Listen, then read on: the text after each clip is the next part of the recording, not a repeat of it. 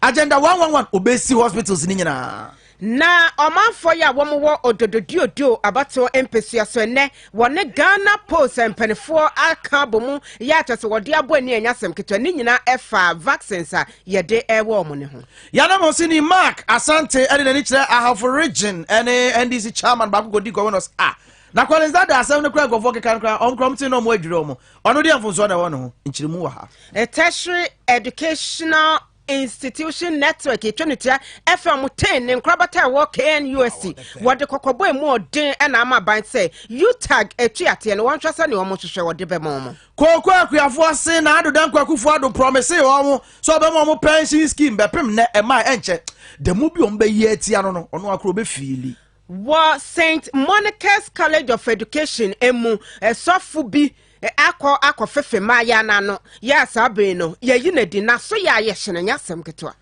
obi etimi ya kisu Anglican sofu koye kakra sofu koye saye den popiti mu na no say holy kiss holy kiss no no de ente say abo adimo de ni since when you practice bi wo Ghana o de edru so we age ensem so be any day ensem de be kan na mo bete e wo Kasiebo yi emu enyumaku ahodo nso aso yesene ene ye de Kasiebo yi ebe mo moto yenka e wo TVXYZ so Facebook Power 979 affiliate stations ahodo na information centers ahodo nso e fa Kasiebo yi ebi na yen ya moto yenka e wo Kasiebo yi mu enyume eyeme be poso hema nana ya foriwa amanfo komai agudie papa bi ladies dembos ena dachi no fosu ajiman afeyente Kasiebo no emu enchemu my penny papa bi my penny ya ne ho akonakono my penny owo ni suade hunu John Domeni mama wahyanto abase ewo etifi mantem emu ne to abo ya wahyase no ebeto mu akosi eda adwada na esa na wotwe ya yebesimu emu wo kronso no mantem awodo ya watifi mantem emu no na hinkro ahinkro ena wono omanfo ekodi ahia ewo ho na wada o masese medamasio eti we ya medam asento abo ese 2020 abato emu ni omo ye ma no nani aso na esem mu ye kwa omaso ye ne Gordon Akogan wono ena ye enkitawdie bofoten abede kire ema endi sam yekuo no ye ne no eni nkomosansa wodi entobo ye chibi gan ya mo akwabo ede eba power ene TVXYZ enyume no si abem Kasiebo so ayo yada se adaje wanya de amaye na sese a ento abono mo hyase e fa he na akoduru ensembe nsa na mampani John Domeni mama wode ato edwa yo madam ase na mechia motifo ene SYZ ahwefo enyina na anopei na yede dwumedie no ase yede kopie mu ewo Yura FM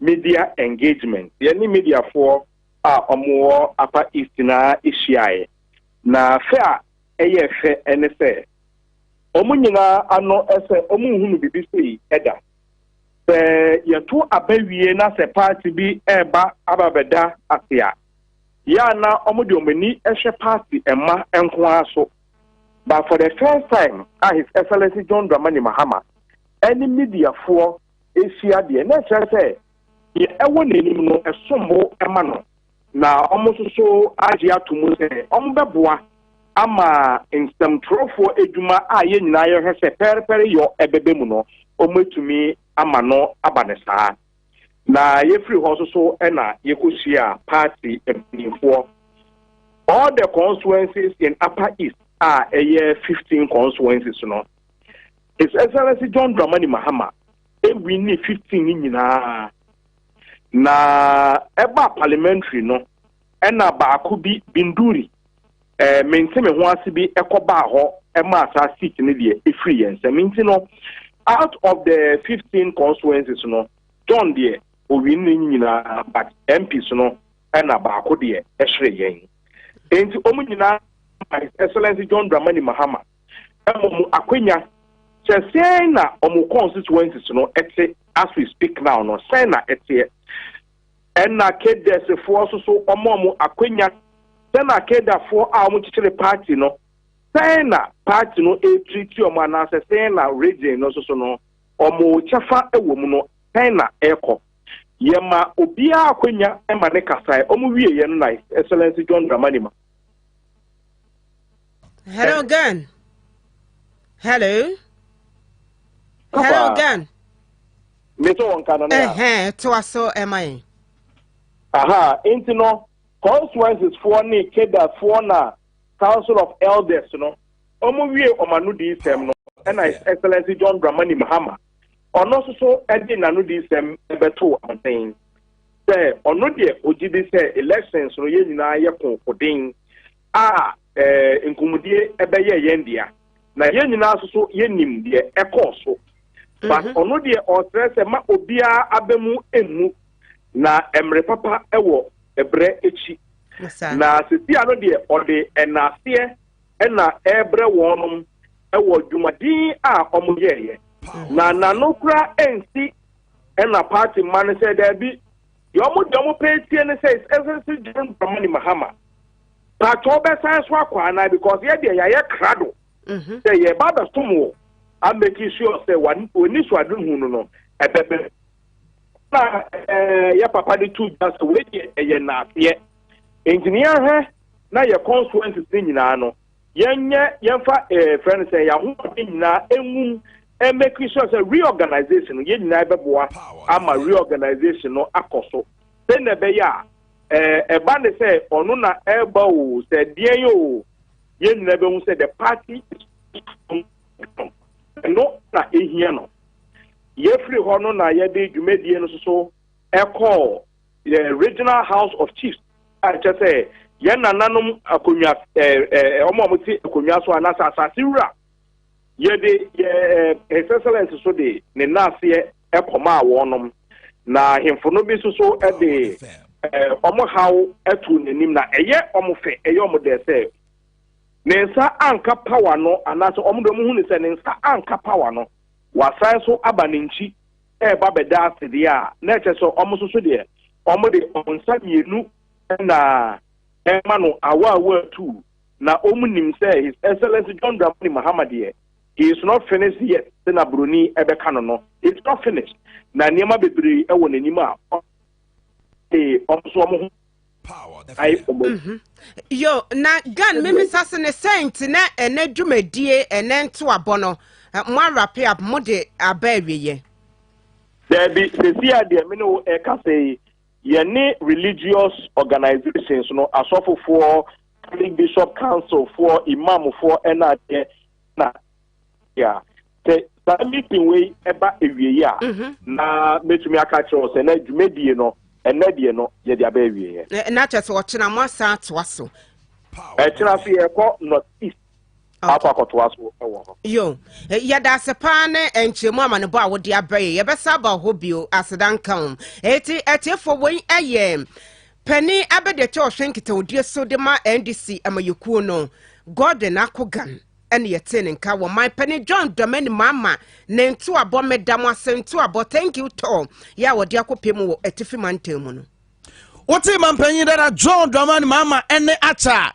twen ubetie bema ba ene ai wakasa ai ne woto ne bo asihia ansentwefo bisan ko no ayi ano bisan ko no ayi ano na de wa wani tua yenuanum nya ose dia election na 2020 de enom kotwe wasem ede baaye enom se na no abato ye yewie asa NDC ma anya ntum de court e ma anwieye say 2024 so asa akoye amode no mampanyi dada mama se da bi wan asa court bi o NDC amanyuko na suane lessons ti 2024 sa abato obaso a bibia wo se kunimdie ba bibia bewie o police station nya de be kwako piem o Supreme Court ti anokra de mo bia anya na adwen se wan na wada jo de be court bi o na akwaya se ba unanimous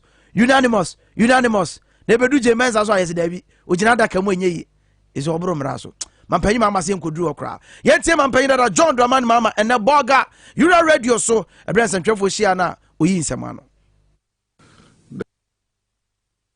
The posturing of the Electoral Commission before, during, and after the elections has just shown a certain hostility towards our party, you know. But we've learned our lessons. Elections are won on the ground, not in the Supreme Court. Next time we'll take due notice of that. We're going to fight the election on the ground and make sure that the right things are done. Mampayira John Dramani Mama enono ensiwa no mbisa ne se ena no ndisi for mo twotwo ne ma bi se ka abato ho nsachraye ne ade betumi a ka de mo so mo adwene ye mo no mo de akodan isi se ono de ye de o de ama interparty advisory committee ye IPAC Mampayira da Mama uya no say eno sere ye ti anu ya o de bai Interparty advisory committee. Where are the offices? Where does it exist? IPAC is an advisory committee to the EC, and IPAC is housed by the EC. It's the EC that calls IPAC meetings. And so how can you ask that the letter be handed over to IPAC? Who is IPAC?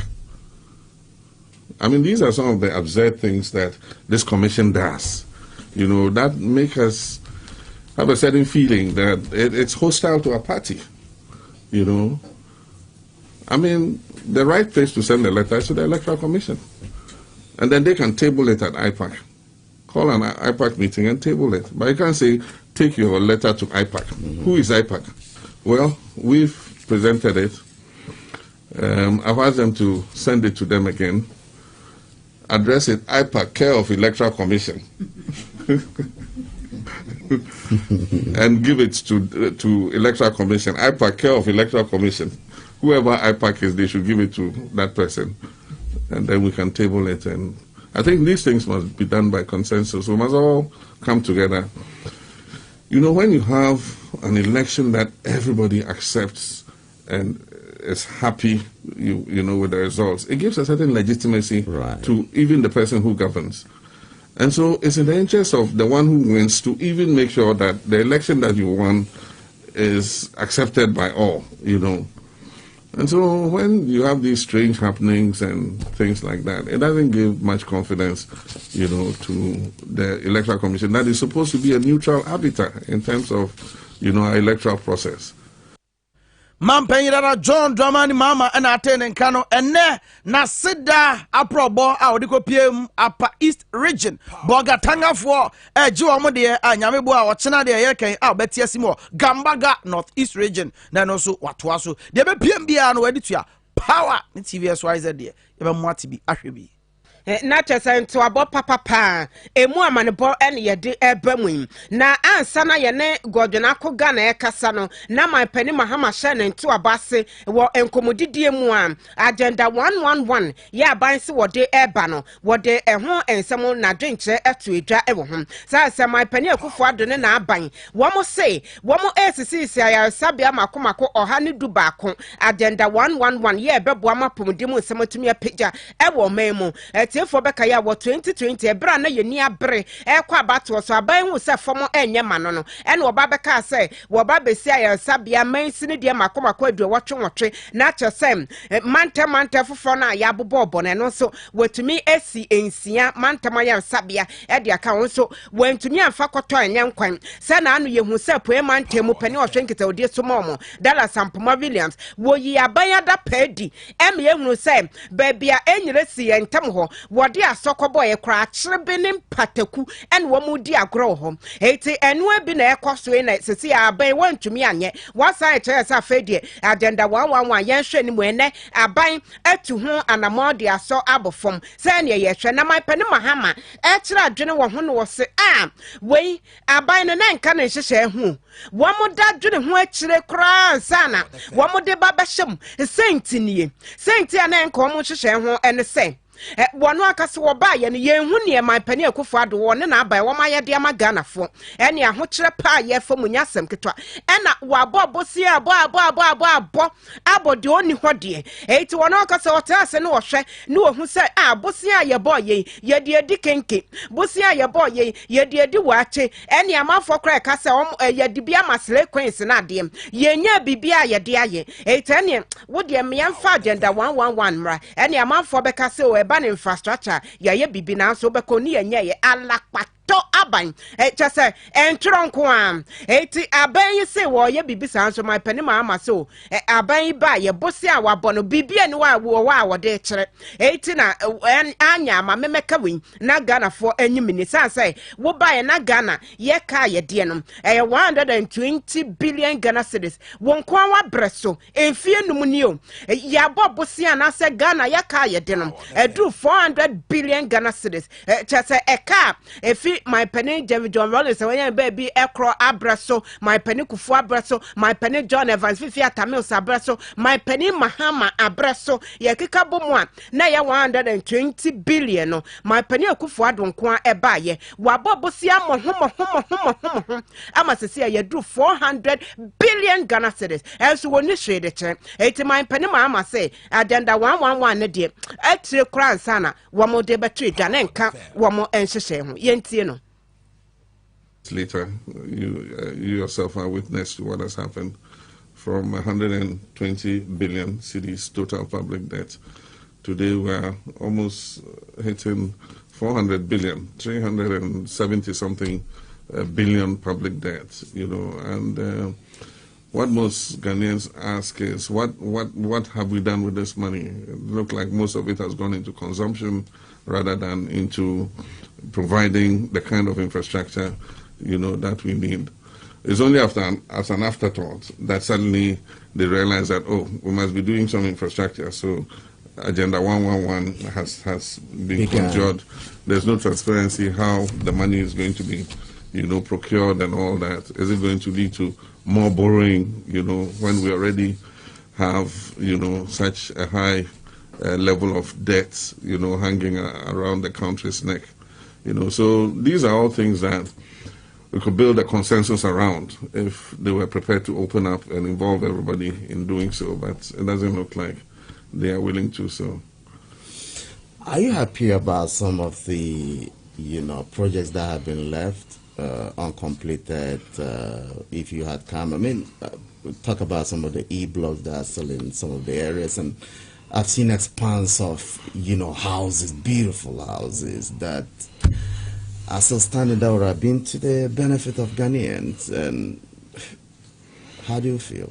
Actually, no reasonable Ghanaian can feel happy, when taxpayer funds are put into projects and they are not able to derive the benefit of the use of the project just because government changed, and so the projects were left standing, without being completed. It's not just the E-blocks. The E-blocks are one example, but there are also hospitals that we were building. Boga Central Hospital, we did the first phase, and there was a little left. We were supposed to get equipment from Saudi Arabia to finish equipping it so that we could utilize the first phase. And we had also programmed the second phase. That has come to a standstill over the last 5 years. There are hospitals in other regions that we were putting up that also have come to a standstill. In many places, the wind has blown up the roofs of the buildings. Fire has burned some of the buildings. It's sad to see something like that, because, as I said during the campaign, it's not my money. The money didn't come from John Mahama's pocket. It's money as a country, and so when it goes to waste like that, I think that it's not something that is it's reasonable at all. And so I think that government should advert its mind and try to finish some of those projects, including some of those that they themselves have initiated. When my penny John Dramani Mama, my penny Papa Pan, and yet Tinkan. Asembisa mampenyi dada John Dramani Mama bisa na no pay.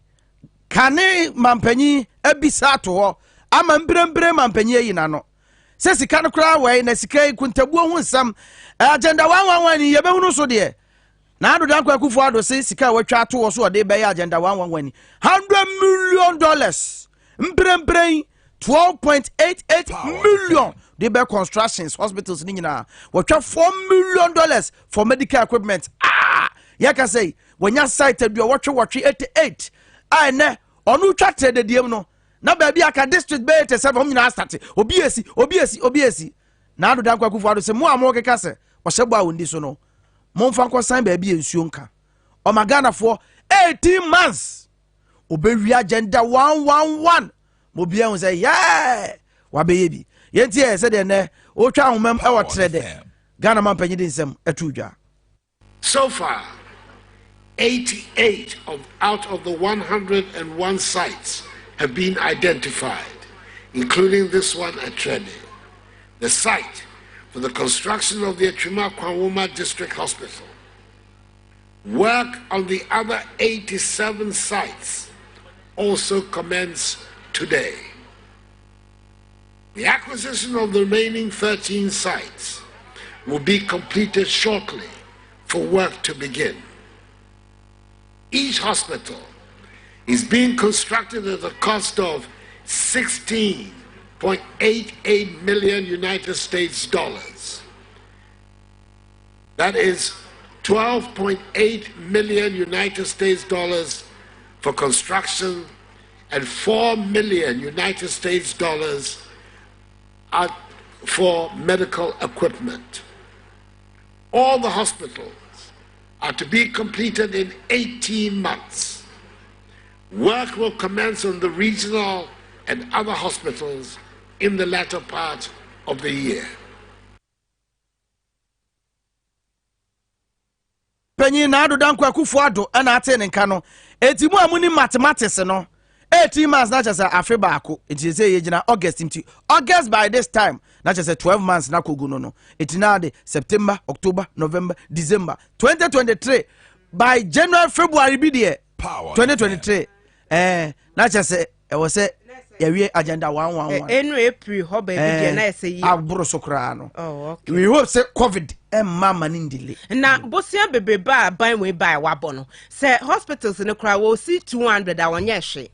Oh, say enkrofo so onye hwe nti o so ye bibi ma say ye say $100 million and our facility be abe cost over $16 million. 12.8 no be for construction, not the 4 million medical equipment gum. Nti scan ye be say nya bi aka ho ana.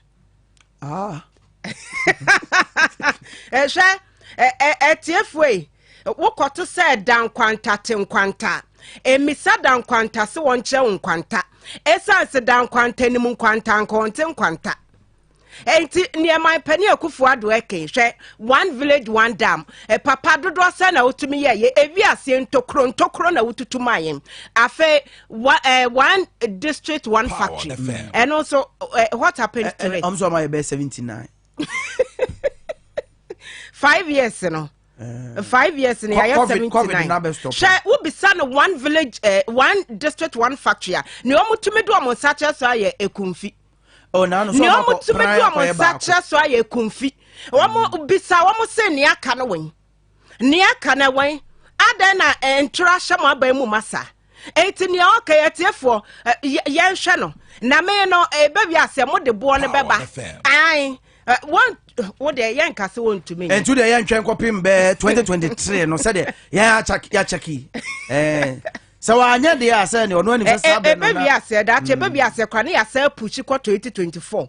It says a year of rose yenemunia kosi yes no 2020. Afe yeguso ka year of rose wasem. 80 for yan sha baby ebe kwakowie. Na ne nyina mu e na so for shapomuden ho ensem so kwakwa de manu wono kranka by now wa resign an kenten no wono ba be che say e se wono de oye committed say wo be public funds ho by ntina wakodi sika no every sheka maktum ho wa hwe enim guasefo na kwakwa de manu wono so apm wo trede no en wo ka se obesem penefo e wo ho se wo mo enhwe se asipiti no se yesivia womo ede be ya adwuma se de sefata no womo abo ho ban ma omanfo enya emfaso e wo so.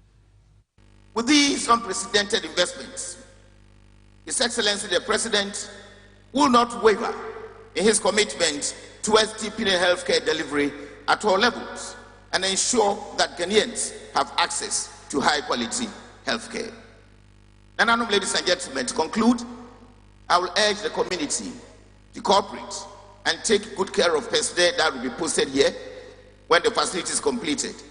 Give them the necessary support so they will in turn give up their best. We are building a partnership, and the long may this partnership continue. We a software wash up Pomude and some so quick my menu and your tenning can. Ya can he say, you know, mind you, why a ding? Unless I want to Ghana. Boga for one bar was $600 to airport na. Obedu fie, oh, Munto, I see we no idea about Chinas and obviously, I grown for Yanana. You real Ghana for you. Welcome to Ghana.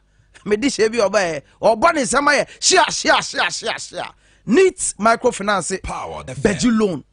For beer, you may be a can where you ma home. Now, so my penyakache. Some bosumi aketu amanya millionaire da. But a j on empatino. Per side where drop back account. Needs microfinance. Ya buy a catcher. No processing fee. No hidden charges. BBI fine in less than 30 minutes. Na pa ya do bosiana ma. Na ekoye interest rate near the no. Ikutu be si wono. Nya bi mo de ani bia asa wo bosiana akobo. Twamene bosia. Needs microfinance. Kai. We ya bosumi adwuma ma boss ncholete. Na fabra. Domi born again bar stop. Ma Zion Methodist asori no. The opposite wa.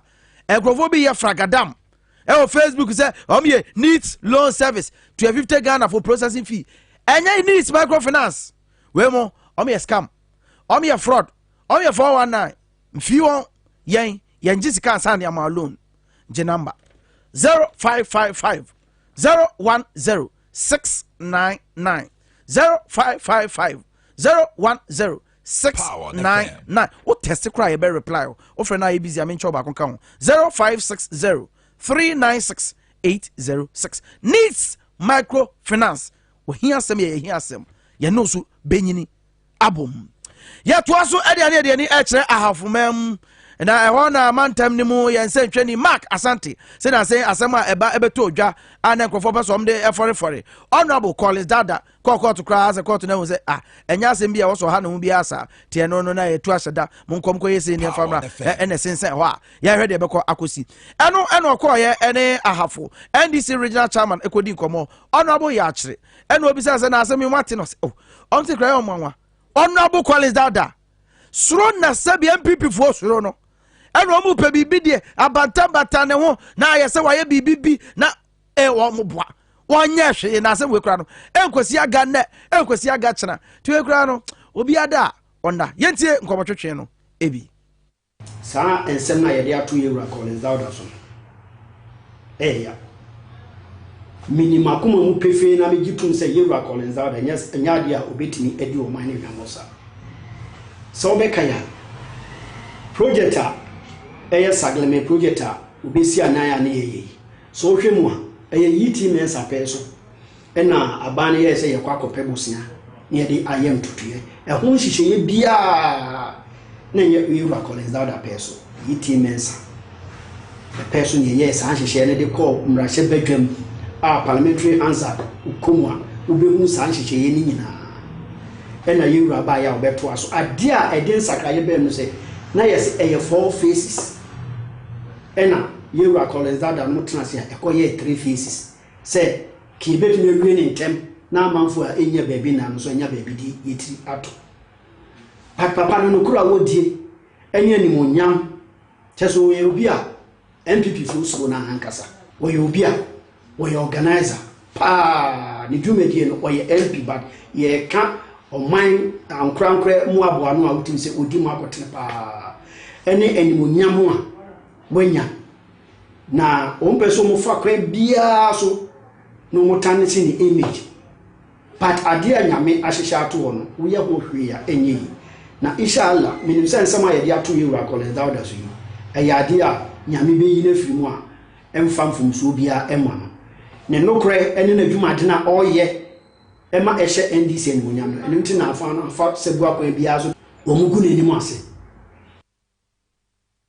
Honorable Yachire enono oya ahafo NDC regional chairman na Mark Asante ne ne kobo enkomo ye kan dance hu asem de ufi opoto bibira ba ho utwitwia na asa ba twitwia na aba wonte da ye fra bibi concrete cancer ebi achi ufie no cancer ni kwa se echi o concrete eso achi no Richard Waste Management si ufi dada no ye be na da ni fi mo no to nsafra enyemra ofio besiesie na ma hospital factories any ade de obi antimi nko sili ne so no ye beba ho abesiesie ho ama bibia akoye e de ama ofie ye betu mechanized borehole ama ye tu nsuom sesen ya akra wo de bia wo nsuo na ekoye keke ope ya cha kwan East Legon na Champo Junction on a Richard Waste Management ewo your number 0244 214 824 0244 214 824. na menkamfo Selak Natural Clinic ema ese babia wo pese wo kode wunya hoto ewa pomudin mu ehwane no eti yade bia ne wo edi esie no wo ba Selak Natural Clinic ahoto ebeba titu mema enkwe ehamo wo diabetes etete wo wonso asade bonne ahye wo ni pedua ne mu ma no ye fe bibi liposuction ye be ye fi hwa na chese ye de esade no wo pese ye mfa nhwehwe babia ye nhwehwe na wo shape no emra kama ye beye ne sa ediama e wo Selak Natural Clinic enti wo betimi de wukuna ko wo betimi de wo yira ko wo gele chese wo baba ma fa ne bra ye siesie na efide won aso na edidi dumo ho wo kokomlemle won kran ha Royal Castle Road or Ben Harvard Senior High School wo betimi ene na di nkomo 0553 932 631 0553 932 631 Kumasenso our Kentin Chrono one Shell filling station and edi enhwanimu na Johnson & Johnson vaccines aba ya to say enra kra na Ghana Health Service woma hyase ya womo de wo wama force e bebo ho ba fi coronavirus ya de no ehom eti won kramantem ha ene asantemantam emum district anase mansi makomako du baako 11 district ene omo de omo ni hwe ya enkran eye 7 ena chese Kumasenso eye 4 na woko odododio abato empesia so Ghana Post atena ye ho na ebi ekoso ewo ho omanfo mo ho ene Ghana Post empedefo eto ayirem enawie esa so mo say vaccines ana se mpane no edumefo wo Ghana Post no wo mo ne ye hwe mo ne ye de wo mo na emom wo mo tete mpotem wo mo ba ye de na chese ya twe ye niam wo a wo bebre pansa na wanya bia wo etu omanfo a wo mo wo sede na wo mani abre no wone yamane before Aritanim Edin Komo and Semi Ehum. Sir, you were here when I started complaining. You even questioned the lady, and the lady told you the truth. She spoke the truth to you. Why are you doing this to us? Why are you doing this? It's not fair. See, you are a father. It's not fair. It's not fair. You see, you are not a woman. It's not fair. You see, the way you are also making the... See, it's not fair. No, when we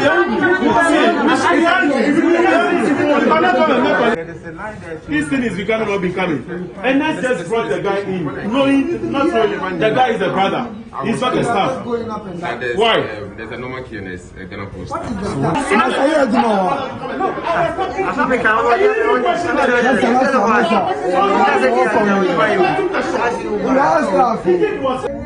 are 3 people. Listen. I'm ready to say. The NBA de coso ewo Ghana Post atena ye ewo ododio dio abato mpesi asona yamane bo for princess aritanim ekotwa ehwo amane bo ebranye na ewia na yamane ko ye report ne bi so omo ba 5 am Ghana Post for so say ho ye omo office enti ya wo se ye hwe omo ansa ya wo omo pane na ansa na ya wo fiefo no ne woni wie so a akofa na damfo aba ne woni wie akofa ne maame aba obo se na me maame nwo na na ya adwuma wa ha ne fie boss na adan mo aduro no mo kwa mo ya mo kwa mo dia na ade ba kwa ese ye hye ne nso ne se afin aban to akatua mu ema adwumefo no wo se 4% ana ode be ma mo na conditions ode ma mo ba kwa ye se obe vaccinate wo mo so wo mo age to mu 4% na eno ode bi be ka ho ana ye be bo mo pane ye wo mo COVID-19 pane no amo mo tumi abo mo ho ba afi ho eti se wa ba so oba ba wo pane a adenti na mo be prevent wo mo say wo just wa wo fiefo nyina wi ansa na wo ma wo bi Ghana Post fo anya de say yes adia yes aba mo say sake so mfa so ni free enti we ya kensi enkoye obi sa enti oso pa adwuma bi kan adwuma ho self boss training, be your own boss. Self boss training, be your own boss. Or chere nsa no dwuma millet drink atadwe milk wheat yogurt drink, customized chocolate, no the picture aton, yani fine liquid soap, sanitizer spray, 3D epoxy, pavement tiles, POP corner mode, silly roses, biodigester, o flashy ya, na ashe, self boss. Fi was why boss. When pa cheno. E tu sorry time happen na da wati wani. Nya fe no bi ka cha say, and then na ba wi ase, and then ontimi keka sancho. Ko kram san no adwuma. Tutonia mama sorry ma old school mate ni ade fato to platform ne so bibia be ko ye ama. Nyambo adwumade no entete ni bi esa e baso den. Memenda 4th September 8 a.m. sharp. Emmanuel Presby Church, El Madina, Eben Rolling Circle. 250 Ghana. Iti Peusikano eto ticket ye trading to ye we pen drive certificate handout the chira de nyina na the account besa ma refreshment ye makom embedo FDA for so beba be kire say the package no be register sell boss ye nya mu de ni mu ye boy sell boss for number 0246 289922 0246 289922 ya can say no ene na kokwa for so adwalai di asem na ekoso obse nche omu beye na da ya ajiji ya koku ye Ghana National Cocoa Farmers Association se Ghana man penyi na adu da kwaku fo adu ka so beye pension scheme amomo besi nne emai obse cocoa board fo na edi wo mu sika ena omu edo kwaye ye cocoa adwuma no they have nothing to show. Tienche bill boss on be manto unam na hu kra ye mbeso and on president job as you be so ono hin babo ama be ne kasa na ana ne bo aten panyi eche se we om kanya agro no mudio mu da mu fan side down hwe o mu ma ban na kopem be October bi o ma ante asem pa bi a Ghana for mo ambete nyina yesi ha na cool factory ye na oba be ne aban ya ka ho asem ya enti started 2016 and yakwa bisi sabre and the last year 2020 December 1st and nanado dankwa kufu ado bepa and shisheye no hontoma se wa lunch ama wajia se nye adwuma na me ne wo kasei and no lunch and we board of trustees to adiana no sinne yentumi lunch yentumi inaugurate board mpuna campus wenya secretariat because association ya conference na ye de kono ye de letter command NPRA Cocoa Board Council of State ene amainumo state authorities ni nyina ebusa won say the woman yan hihye na koduru me walete wa has Council of State ku ha prem na no ya say no control Cocoa Board say ye hia de ne ye wo mu so hia say enti no Cocoa Board ma wo mu ni ya woman ya koduru me ne be sinne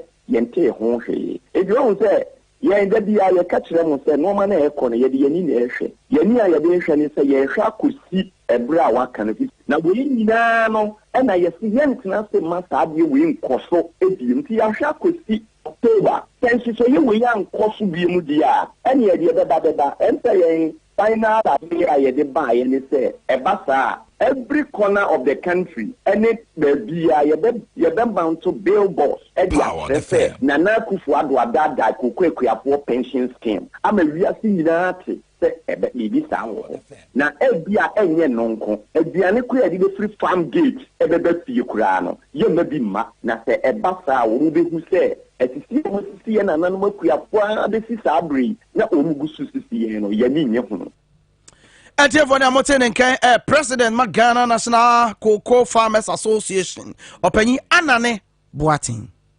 Enyume no Siabem Kasiebo no Wasibu Sutie ewo Power 97.9 TVXYZ so wo hu yen ewo ho Facebook Power 979 na mamenkanfo Ayula's gripe water ema o se anado wo da wo ba no wo twetwe ni mu etese wo su ha wo saa wo tete wo wunya Ayula's gripe water ema na ahoto beba sasa kwani bi okwa fe ne na abo oba obi so ewo ho ana ne yefunu no edane Kemet Pharmaceuticals and wo mo de adro yi eba ye Food and Drug Authority adia to mu say ye number obefre eye 0552 667 712 0552 667 712 woko Kashi drag lane baby eton no bia enya na ewo ho na yekọ ensefofro emu akwame nkomasuapon emu ena ekuo ye no ye tertiary educational institution network ye 20 from 10 eno eye adusuafo a womoje NDC ideologies edi ewo suapon apodo emu woman sorry akeka omo ho say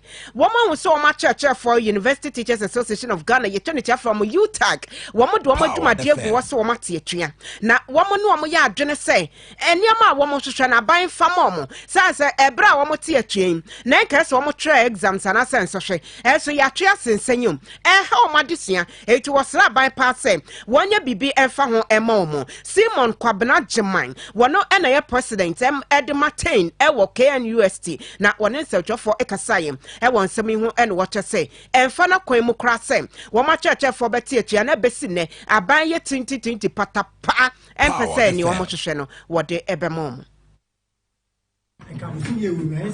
final year for it we school na come start to national service I ain't any moment say ka posting progress last week in by now to TNT no posting ent me ama enti si ano ye gire na so kenten ye ya adwen say ma Ghana ban ke na kufu ado ene ni penifo e mo na watwe makope say o ma abonten amfa a church for month ni eno man class na o man tutu ni ma pepe e mo ma back ama meboa ama ye ni dia so mo de boa yam anko kan ma yes ye twele exams anko ye national service e mo na watwe back e betetia o mo imasi betetia e piano be in the form of ye students say ye tuatia wona na ado say ye ono sebe ni ma de ko school abuchiri ye ma me ne papa ni ti Ghana na ye koye de se bia abuchiri no mkoye sa mo ye yanko na ado ko ntimi awie school ko ma me lawyer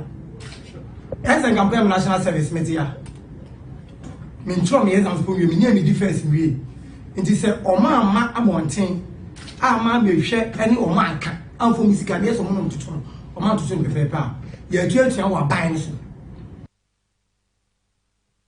ti we eye penny or that thing ano ewo KNUST Simon Kwabena Ajiman ene yeten nkampato fungus cream eye cream sonkwa ye de abase emra mekunti ahonem ni sansan eti se wo wedie nani aye yirechi yato se bibia ankoso wo ho wabatwa ye tuntututu sansan bia gugu fungus cream for bisasa onentema propro ene wonenti apapai eye fungus cream wodi ya ni nyina bekwama ede ahota aba wenso eye Kemet Pharmaceuticals wo monsa no adwuma ni be Food and Drugs Authority adia to say woko Kashi drag lane baby aton no bia obenya bi from e was 0552 667 712 0552 667 712 baby adru e wo Kasiebo mu no yeton kraba sisi ya ye ba diaka ye de beto aso.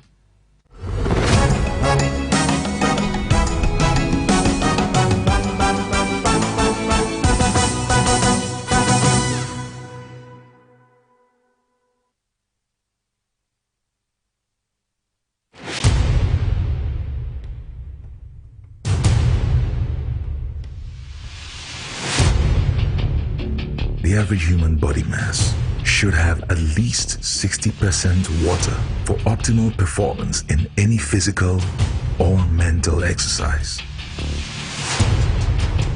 We can help you maintain it naturally.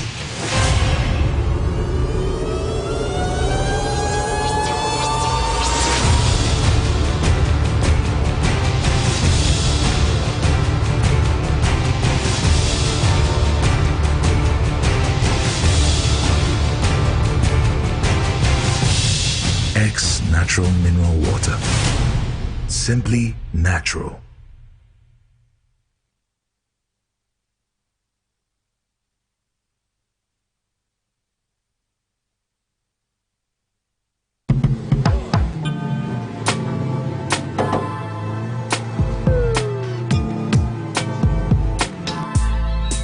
Welcome to Auto Check Vehicle Diagnostic and Licensing Center.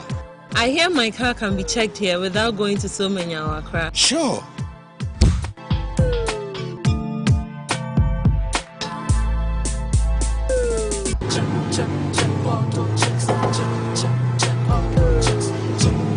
Emission, check. Alignment, check.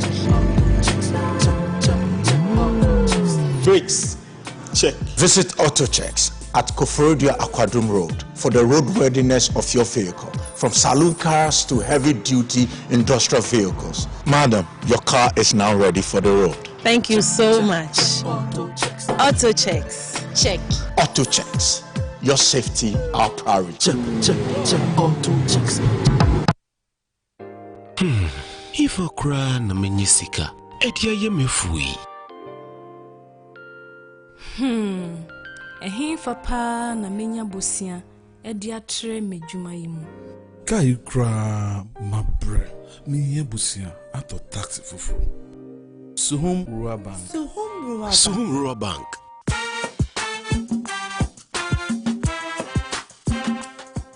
Yemamwa kwa baba Suhum Rural Bank. Ye won hyehyɛ ahodoɔ bi te sɛ dwadifo abosia, akuokuro bosia, susu account, and it does all savings account. Me bada change.